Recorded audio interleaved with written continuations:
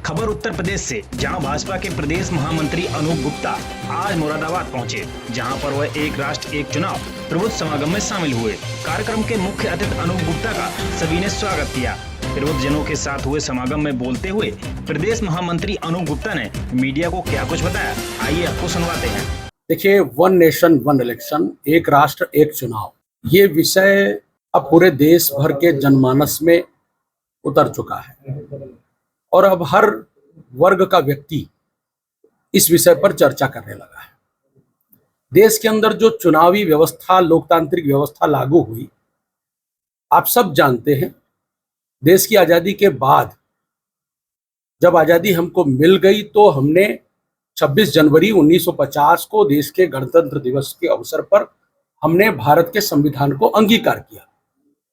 भारत का वह संविधान जिसको संविधान शिल्पी भारत रत्न बाबा साहब भीमराव अंबेडकर जी के मार्गदर्शन में निर्मित किया गया, वो संविधान और उसके आलोक में शुरू हुई जो देश की लोकतांत्रिक प्रक्रिया थी, वो लोकतांत्रिक प्रक्रिया 1952 में देश में आम चुनाव के रूप में सबके सामने आई, जिसमें डॉक्टर भीमराव अंबेडकर जी ने स्वयं सहभागिता की।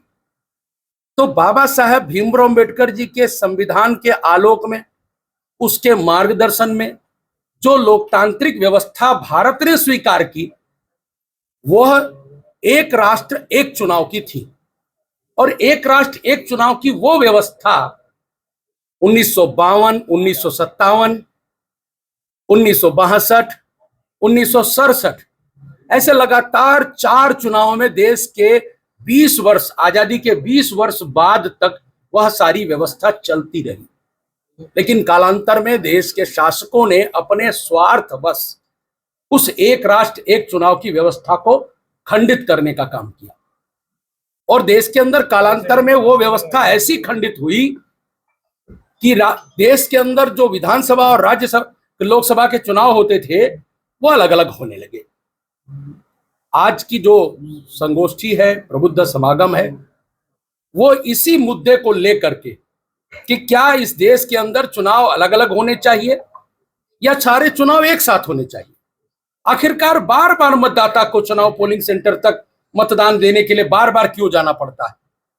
बार बार टीचर्स को पोलिंग सेंटर पर पोलिंग पार्टी बन करके बस्ता लाद करके क्यों जाना पड़ता है, अपना अध्यापन कार्य छोड़ करके। बार बार चुनाव आचार संहिता के कारण से विकास की गतिविधियां और परियोजनाएं क्यों रोक दी जाती हैं कि साहब आचार संहिता लग गई, अब तो कुछ नहीं हो सकता।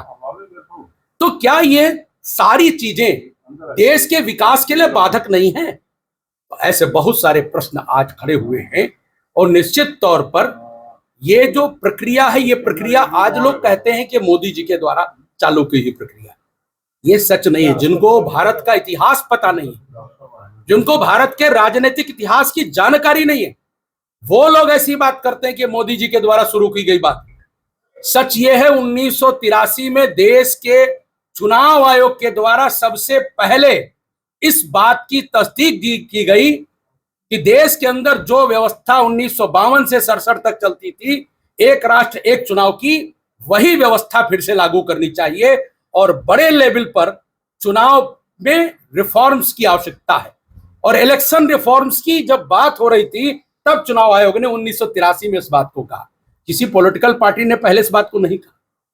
और उसके बाद 83 के बाद भारतीय जनता पार्टी ने 84 में पहली बार अपने घोषणा पत्र में बीजेपी ने इस बात को जोड़ा कि हम आएंगे तो हम एक देश एक चुनाव लागू करेंगे, एक राष्ट्र एक चुनाव लागू करेंगे।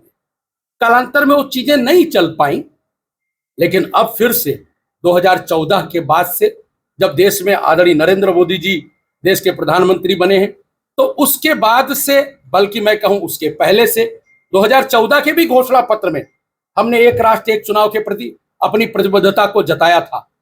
हमारा कुल मिलाकर के कहना यह है, ये जो बार बार होने वाले चुनाव हैं, ये भारत को विकसित भारत बनाने की दिशा में बड़े बाधक हैं।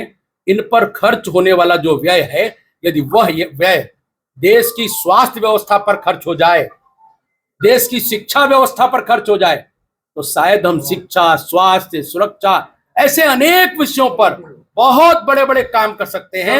लाखों हजारों करोड़ रुपया इन चुनाव पर बार बार खर्च होता है।